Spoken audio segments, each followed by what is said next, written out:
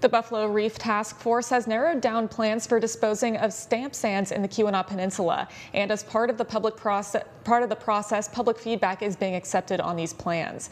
Buffalo Reef is a 2,200-acre natural cobble that lays beneath Grand Traverse Bay, about 20 miles northeast of Houghton. Late last month, the multi-agency Buffalo Reef Task Force issued its draft alternatives analysis of 3 stamp sands disposal locations. Stamp sands, a waste product from copper or milling operations, threatens to cover the reef. The reef is important for lake trout and lake whitefish spawning.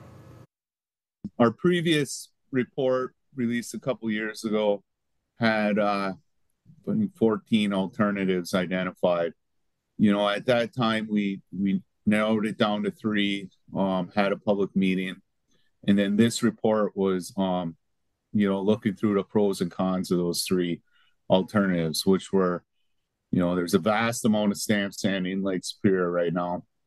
So one option was to load it up and get it to the old tailings basins at the White Pine Mine, which is difficult because there's not really the infrastructure to do that.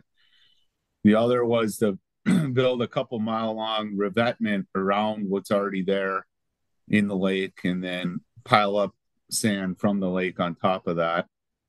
That wasn't selected primarily because of the long-term maintenance required of that revetment and the likelihood that at some time in the future it's going to fail, however long.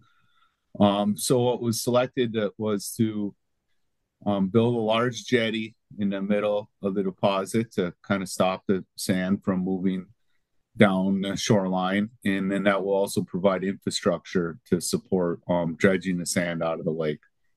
And then we'd have to construct a placement area up on the hill, which is essentially like a lined modern kind of landfill operation to put all the material in.